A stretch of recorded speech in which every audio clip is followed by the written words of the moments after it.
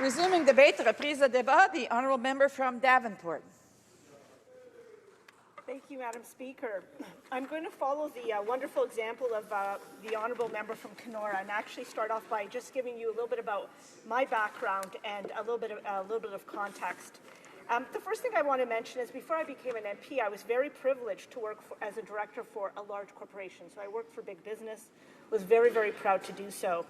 I also come from a family whose my father worked for Canada Post for almost 30 years, and so he was part of the union there. And the only reason my mother doesn't live in poverty at the moment is because we very much benefit from his ongoing pension.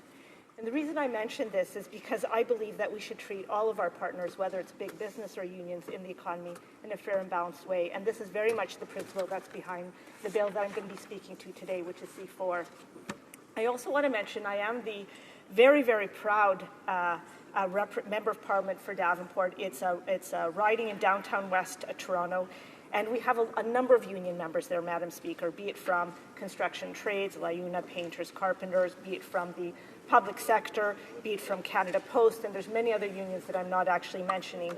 But the point I want to make is we have a lot of union members, and I know that they and all Canadians want a fair and balanced federal labour policy. And again, that is what we are trying to do with Bill C4. Mr. Speaker, I welcome the opportunity to speak in support of Bill C4, which aims to repeal the legislative changes made by Bills C-377 and C-525. I would also invite all members of this House to support this important bill. As mentioned in my introduction, in the broadest strokes, Bill C4 aims to restore a fair and balanced approach to labour relations in Canada. Fairness and balance. These words resonate with me because from the start, this government has promised Canadians that we will do things differently. We believe that how we do things is just as important as what we do.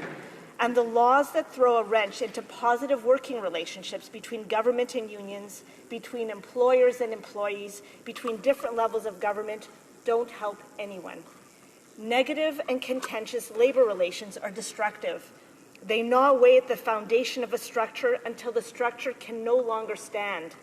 However, it is that structure, Mr. Speaker, that supports workers, employers, and our economy as a whole.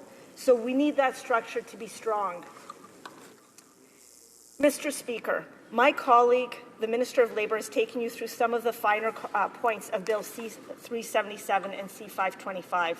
I would like to use my time today to explain the impact these bills have on unions and on workers, and how they, and in turn all Canadians, will benefit from the repeal of the legislative changes made by Bills 377 and C-525.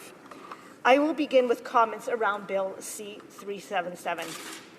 Consider the fact that this bill forces labour organizations and labour trusts to provide very detailed financial and other information to the Canada Revenue Agency. Very detailed information such as salaries and time spent working on political or lobbying activities. The bill also requires disclosure of all disbursements greater than $5,000 by unions, including names and addresses of anyone whose goods or services are purchased.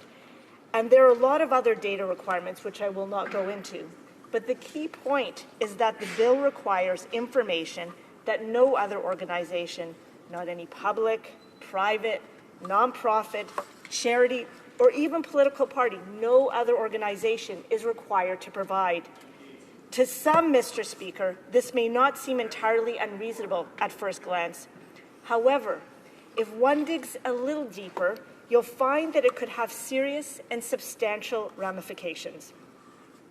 First of all, it creates an extra level of unnecessary red tape, which could be particularly problematic for smaller organizations with fewer resources at their disposal.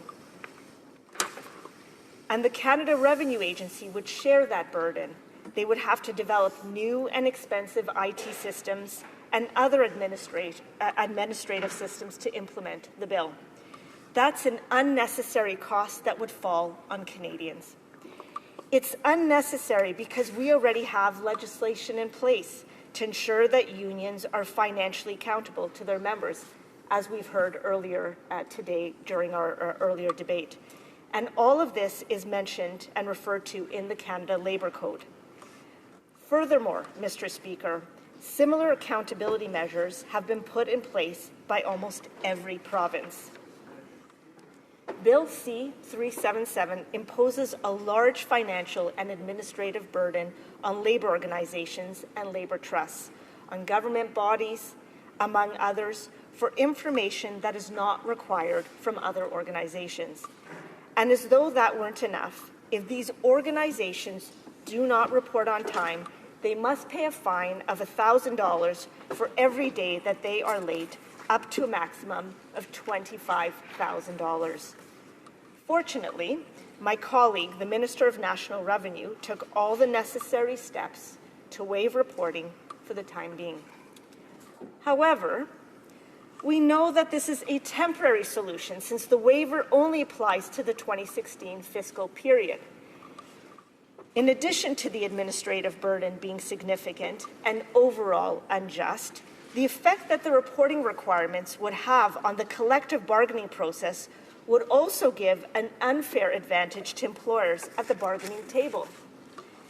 Mr. Speaker, this means that employers would be able to calculate how long union members might be able to stay off the job in a labor dispute. Oh, sorry, I meant to say, for example, detailed information about union strike funds would be available to employers. And this means that employers would be able to calculate how long union members might be able to stay off the job in a labor dispute. If that's not uneven footing, I don't know what is. Mr. Speaker, it's clear that Bill C-377 is unnecessary and discriminatory. It clearly disadvantages unions during the collective bargaining process. At the root of it, I believe that it is an attempt to make things harder for unions and to drive a wedge between employer and employee relations in Canada. This brings me to Bill C-525. This bill made changes to the Canada Labour Code, the Parliamentary Employment and Staff Relations Act, and the Public Service Labour Relations Act that affects how unions are certified and decertified. It makes it harder for unions to be certified as collective bargaining agents and easier for a bargaining agent to be decertified. The changes mean the process is more susceptible to employer interference and makes unionization more difficult. Bill C-525 isn't just problematic for unions, it imposes some serious burdens on others as well. For example, there are real implications for bodies such as the Canada Industrial Relations Board, as well as the Public Service Labour Relations and Employment Board. These boards, both of them, are responsible for the full cost and logistical responsibilities involved in holding representation votes.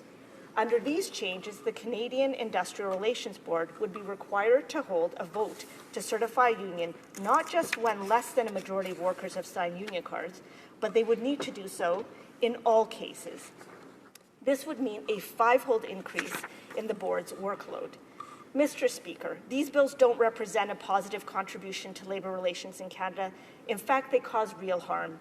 It's no surprise that when policies are developed without proper consultation, as was the case of both of these bills, they often end up causing more harm than good. We believe in reforming labour policy through meaningful engagement with unions, employers, stakeholders, provinces and territories, and the Canadian public. It's the only way to ensure a fair and balanced approach to labour relations in Canada. And as we've said before, sound labour relations are essential for protecting the rights of Canadian workers and helping the middle class grow and prosper. And it is also the necessary foundation of a system where both employers and unions play valuable roles in ensuring that workers receive decent wages and are treated fairly. Mr. Speaker, I urge all of my colleagues in the House to support C4 and bring back the fair and balanced labour relations approach all Canadians want to deserve. Thank you. Merci. Question